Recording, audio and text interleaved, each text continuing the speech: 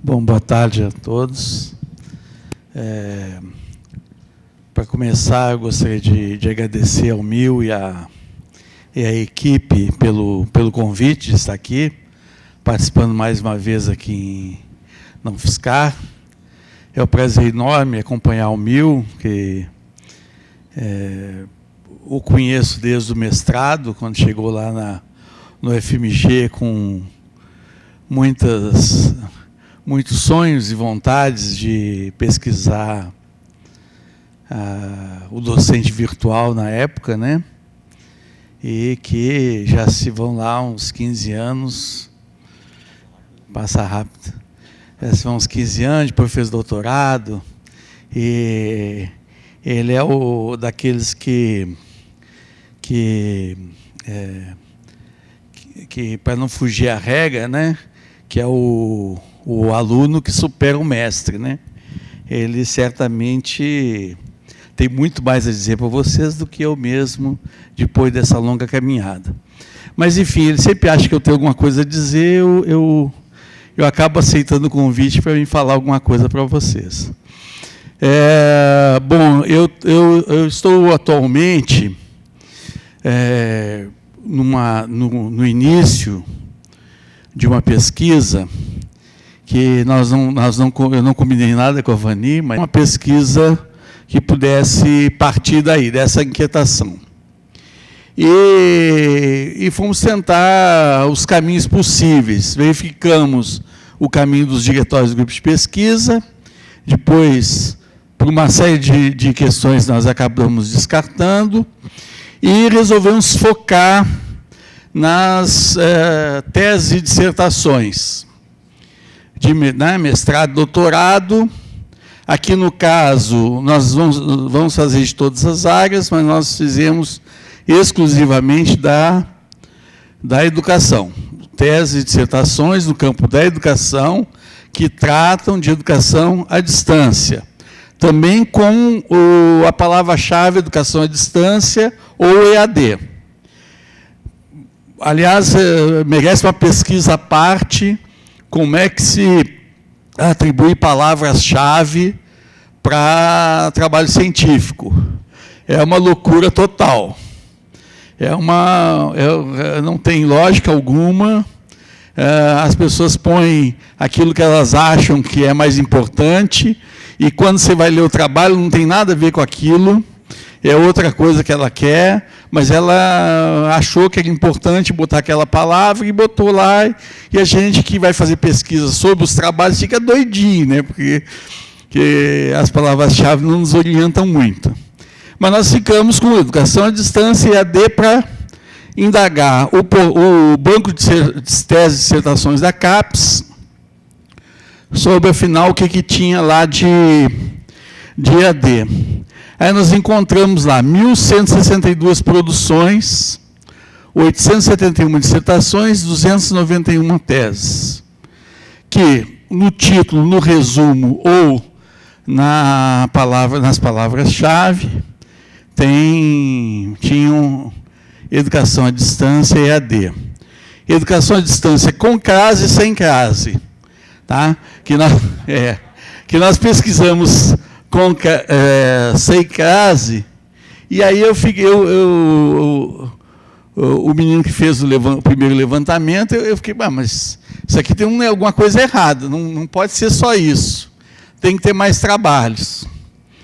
E aí nós fomos verificar que uma parcela significativa dos trabalhos tem a palavra-chave escrita errada, educação à distância com crase.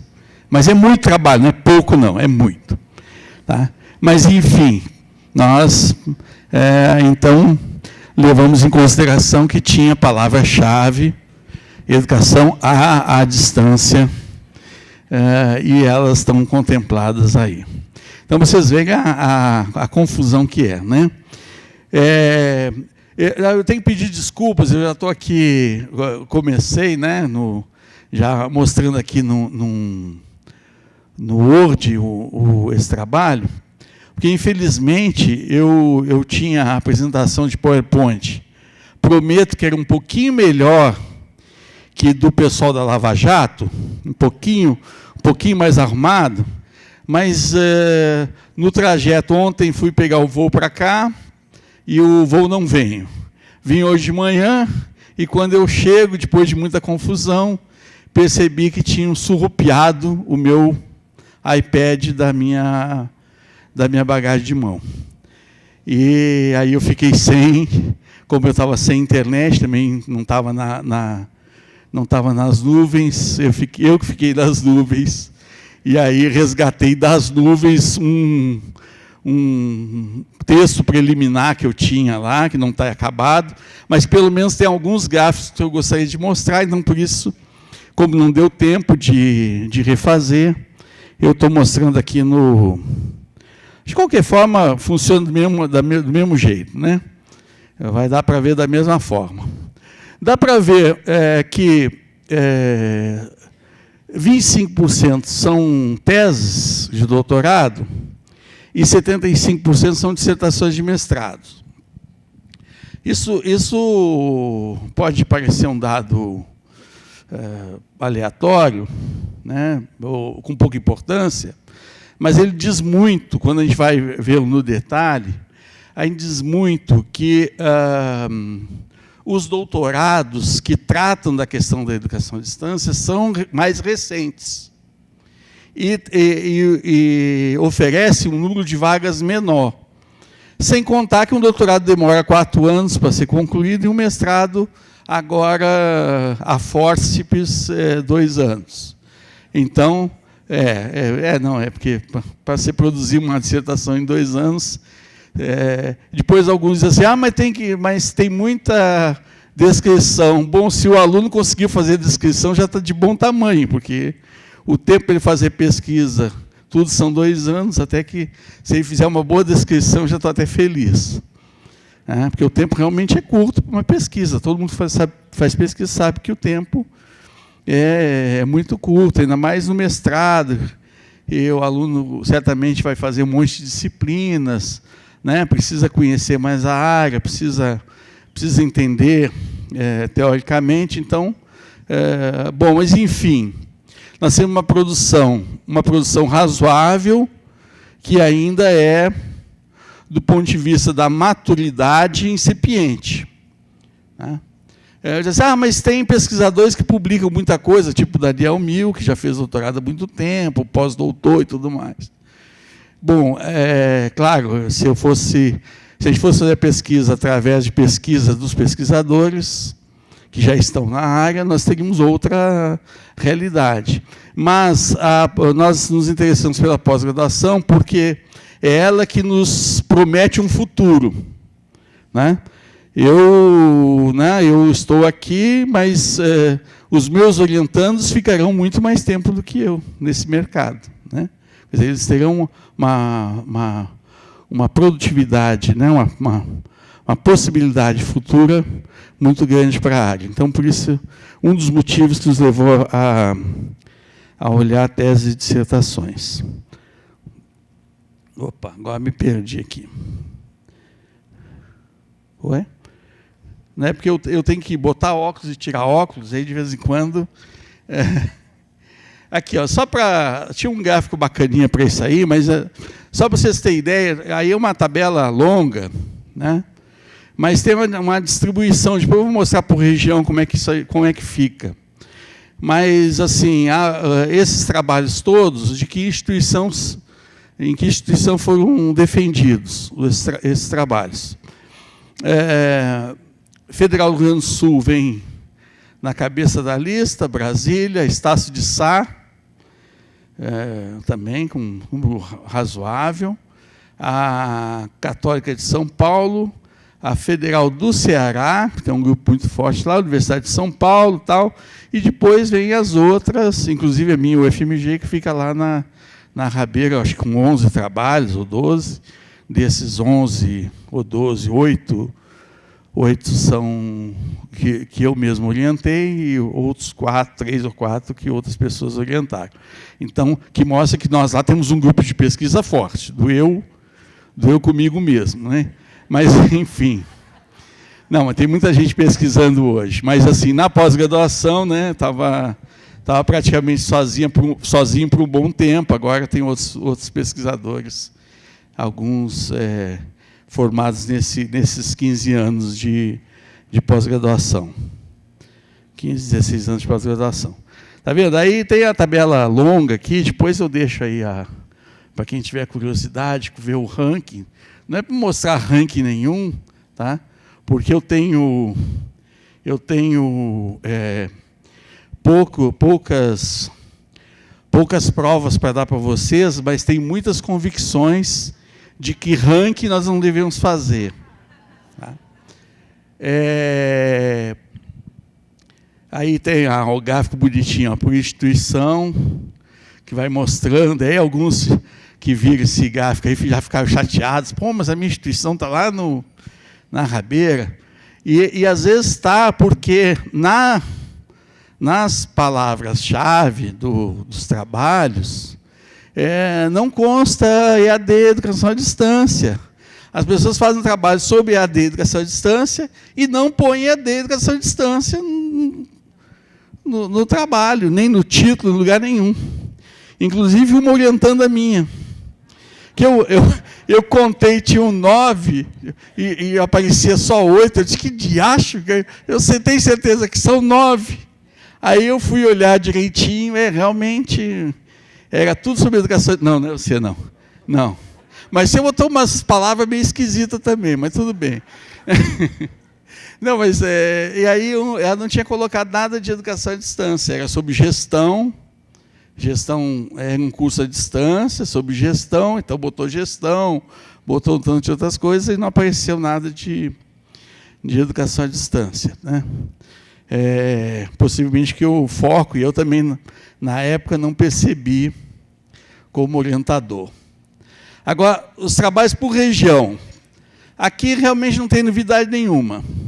E aí é legal que eu gostaria de cotejar com o trabalho da Vani, porque eu tinha tido essa impressão também que a distribuição de grupos de pesquisa no Brasil, ele é mais sul e sudeste, mas ele tem uma boa representatividade no norte e nordeste. Mas quando você vai para a pós-graduação, não. A região norte aparece com 8 trabalhos só. Não, o nordeste tem, porque tem o Ceará, tem o Ceará, sobretudo, que tem um grupo grande. Mas é engraçado isso, né? Porque se a gente for fazer uma checagem com grupos de pesquisa, tem distorções aí que... Sim, só da educação, claro. Tem esses... Quer dizer, eu não estou fazendo nenhuma comparação, mas aqui mostra que pesquisas do mesmo jeito que qualquer área. As regiões têm uma distribuição mais ou menos igual. Essa é mais ou menos a distribuição da ciência no Brasil, mais ou menos. Aqui tem uma pequena distorção que o Nordeste até está bem representado, aqui em algumas áreas não. Mas o Sudeste com muito trabalho, né? O Sul acompanhando de perto e as outras regiões com menos trabalho, que é um pouco a distribuição da ciência, dos recursos e tudo mais. Tá certo?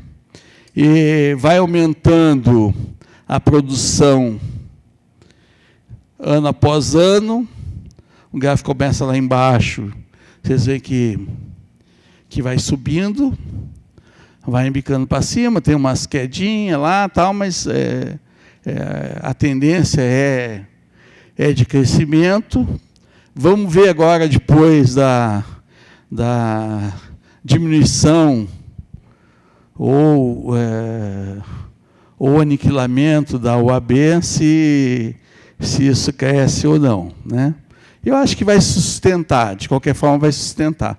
Mas tem muito esse gráfico aqui, se a gente for no detalhe, a gente vai ver que tem uma influência muito forte da Universidade Aberta do Brasil para crescimento para essa curva ascendente de teses e dissertações, que a OAB passa a ser, né, um dos objetos preferidos aí de investigação nesse período, não só o AB, mas os outros programas de educação à distância do governo, escola de gestores, tem muitos trabalhos de escola de gestores e outros formação continuada de professores e tudo mais.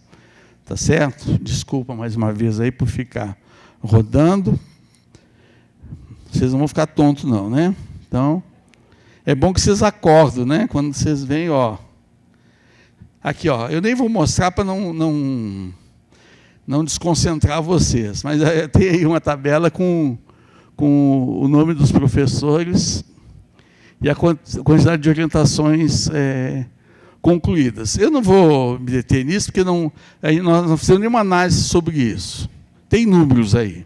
Isso aí eu não tenho nenhuma referência, se isso representa muito, porque isso depende de quando que o sujeito começou a orientar, deixou de orientar, quer dizer, depende do ciclo. Oi? O grau de liberdade que a instituição de vagas e tudo mais, né? Na minha instituição, por exemplo, nós não podemos orientar mais de 6 orientandos por vez. Tem instituição que orienta 10, 12.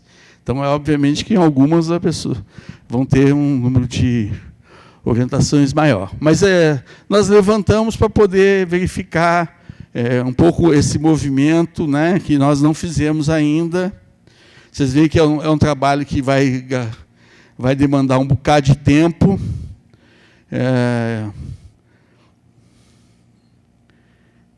Ué, cadê o outro? Tem um trem que sumiu aqui. Bom, que tem uma outra antes aqui, não está aparecendo. Engraçado, na impressão não está. Mas não tem problema, isso aí não tem problema. Ó, vocês estão vendo que eu fiz aí bonitinho? Uma nuvem de palavras bonitinha? E tem uma outra. Eu fiz 2 testes de nuvem de palavras. Não tem importância nenhuma. Nenhuma. Tem nada a ver com o que eu vou falar. Pelo seguinte, como as palavras-chave, é só para mostrar como as palavras-chave são muito mal, se presta muito pouca atenção. Olha só, esse está até mais bonitinho, ó. Não está? Fala a verdade, tá bacana. Só que as palavras-chave, elas não refletem, aí é pelas palavras-chave, não refletem exatamente o que se pesquisa. E tão poucos resumos. Tá? Até poucos resumos. Os resumos também não representam os trabalhos. Tem trabalhos muito bons com resumos muito ruins. Nós temos uma pequena amostragem ainda, né, que nem dá para dizer que tem uma efetividade essa pesquisa, porque nós fizemos um levantamento muito pequeno para confrontar o que tinha lá de resumo e de palavra-chave. Não bate. Então, eu fiz 2 ensaios de nuvem de palavras, os 2 ensaios saem diferentes, de acordo com como eu coloco esse mesmo dado. Mas tem algumas questões que são muito regulares nesse processo. Fora essa questão do lançamento da palavra-chave e tal. Realmente, e essa é uma resposta ainda de uma amostragem pequena, realmente as pesquisas são muito focadas em descrição. Nós temos muita descrição. Pouca crítica, muita descrição. Uma perspectiva muito adesista a modelos, com uma adesão muito forte a modelos já pré-estabelecidos. E uma repetição de críticas, quando tem a crítica, repetição de críticas que vêm de trabalhos do exterior. Então, quando a gente vai torcer mesmo esse conjunto de trabalhos, aí não estou desmerecendo, os meus trabalhos estão aí no meio, estão no meio da pesquisa. Eles têm um viés que é perturbador, por enquanto, eu espero que que mude, e um dos elementos que nós vamos pesquisar agora é verificar se confrontar essa amostragem, se isso repercute nos anos, ou seja, se está melhorando ou está piorando isso. A impressão que eu tenho é que os trabalhos mais recentes eles já têm um fôlego diferente, né? Já começam a se preocupar um pouco mais na teorização, na busca, né? Então, eu acho que tem um trabalho de impacto, que eu acho que isso é importante, tem a ver com os grupos de pesquisa, tem a ver com a própria organização da ciência, da área, mas eles são predominantemente ainda muito descritivos, e, apesar de muitos começarem o trabalho dizendo como fazer uma análise crítica, tal, de teoria crítica e de dialética ou de contradição, tem muito pouco. Muito pouco. Pelo menos nesse pequeno pedacinho que nós pegamos, não vou, por isso eu comecei brincando, como os caras da Lava Jato disseram que não tem provas cabais, eu não tenho prova cabal, mas eu tenho muita convicção de que essa minha pequena amostra vai mostrar esse todo. Muito na ideia que não estranha, porque a educação ela sofre um impacto forte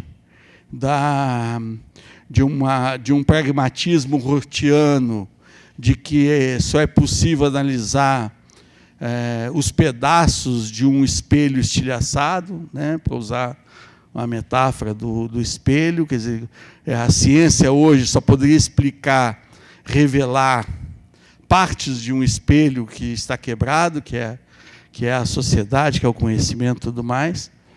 E quer dizer, isso não é um movimento só da EAD.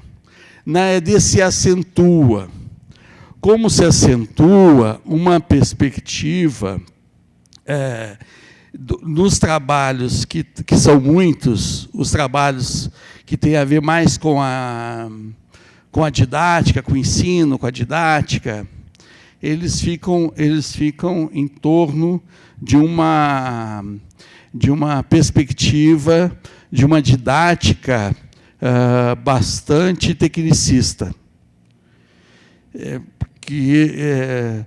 Uma coisa tem a ver com a outra. Na realidade, a prática da EAD tem sido extremamente tecnicista. E os trabalhos são, na realidade, descrições das atividades reais, eles estão descrevendo corretamente. Os trabalhos também acabam se pautando por uma perspectiva tecnicista, ou neotecnicista, né? Que nos leva a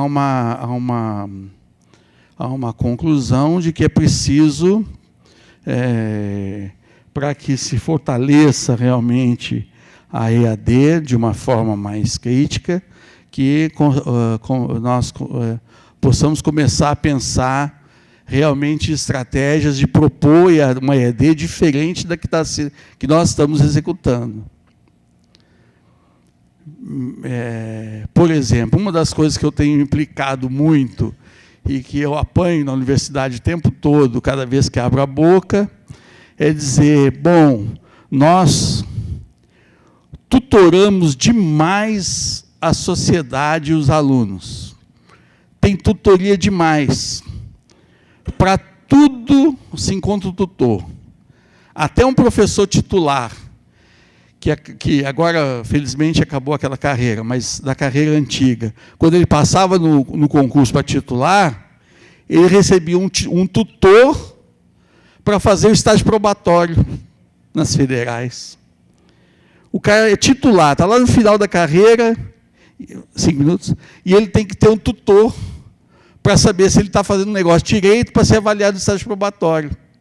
Eu estou usando lá na ponta para mostrar como que a nossa concepção no campo da educação, sobretudo, é uma concepção de que a gente tem que oferecer tutoria para as pessoas. Eu sou radicalmente contra. Eu acho que nós temos que investir em perspectivas e metodologias que eliminem a figura de tanta tutoria do conhecimento. A gente precisa construir redes de conhecimento que possam produzir coisas novas. E não arrumar uma muleta para o aluno que ele vai segurar para ver se desenvolve o conhecimento. Então, o que eu estou querendo dizer no final das contas, que meu tempo já está acabando, a provocação é, bom, podemos pesquisar muito em EAD. As pesquisas vão refletir o que nós fazemos em EAD. Como, na maioria das vezes, nós somos executores da EAD e somos também pesquisadores da EAD, né, que é uma área até privilegiada, porque muitos de nós tivemos envolvido em coordenações da UAB, em coordenação de curso, eu mesmo fui diretor de educação à distância da universidade, então, nós colocamos a mão na massa e, ao mesmo tempo, nós pesquisamos sobre EAD. E aí nós não podemos nos assustar com o filho feio que nós produzimos. As pesquisas estão mostrando o que nós produzimos. Que foi legal, tem sido importante, tem sido importante. Não estou jogando a criança com a banheira junto, a criança com banheira, com tudo. Não estou fazendo isso. Muito pelo contrário, eu como gestor da educação, eu tenho muita responsabilidade nisso. Agora, é preciso que nós, da educação e da educação à distância, possamos pensar em alternativas mais criativas e que realmente tragam as possibilidades reais que a tecnologia, o uso da tecnologia, não a tecnologia em si, mas o uso dela pode nos permitir. Pode nos permitir. E aí é fácil ver, a gente pergunta, agora a professora mesmo perguntou há pouco ali, os professores recebem um tablet e não sabem o que fazer com ele. O meu menino de 9 anos, e isso não aconteceu quando estava com 9, mas com uns 4, 5, primeira vez que ele pegou um tablet, ele já começou a aprender um monte de coisa lá, sem eu nunca ter ensinado nada para ele. E agora mesmo eu precisava bloquear o meu tablet. Eu liguei para ele e disse, filho, entra no seu aí e bloqueia o meu. Ele disse, pai, eu já sei como é que é, vou lá fazer. Aí fez, bloqueou. Pode ser que até apareça por aí, porque ele fica buzinando. Uma vez aconteceu isso, lá da UNB. Aí eu esqueci do iPad em cima de uma carteira, e alguém encontrou e colocou discretamente embaixo de uma cadeira. Só que quando eu bloqueei, começou esvaziar a sala achando que era bomba. bomba, esvaziar a sala. Aí foram lá e encontraram o meu iPad buzinando.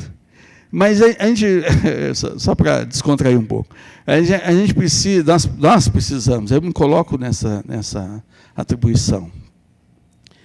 Pesquisar EAD é importante, é fundamental que a gente faça pesquisa, que a gente busque novas referências, mas é importante que a gente também busque propor coisas novas. E tem muita coisa nova na educação, né?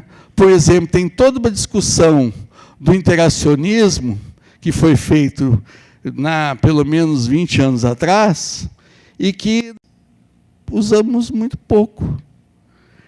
que já é uma discussão ultrapassada na educação, mas que, se usada, pelo menos, se nós conseguíssemos chegar a ser interacionistas na educação à distância, nós avançaríamos um bocado, deixaríamos de ser organizadores de conteúdos mínimos para que os alunos possam, passo a passo, de gota em gota, né? Eu tive sempre implicância, né, das pílulas do conhecimento, que tinha que ser em pequenas doses. Nossa, isso sempre me revoltou. Porque, bom, o aluno é adulto, né, no nosso caso, na maioria dos casos são adultos, e mesmo que não sejam adultos, também têm capacidade de aprender o conteúdo na sua totalidade. Não precisa que ninguém divida, fragmente ao mínimo o conhecimento para que ele possa ler aos pouquinhos. Ah, porque o aluno de EAD não lê. Isso é uma tragédia. É uma tragédia. Dizer, o aluno da EAD não lê. Então, é uma tragédia piorada, né? Você dizer que um aluno da EAD não lê. Bom, se ele não lê, então não vai fazer coisa nenhuma, né? Então, não tem como fazer coisa nenhuma. É preciso ler, é preciso refletir, é preciso ponderar, é preciso construir o senso crítico. E isso se constrói no embate com o conhecimento, e não tentando, pelas beiradas, se chegar a um conhecimento. O Mil está me despachando, não sei pelo que eu estou falando, porque o tempo acabou. De qualquer forma, como eu sou um rapaz educado, eu vou acatar a mesa. Muito obrigado.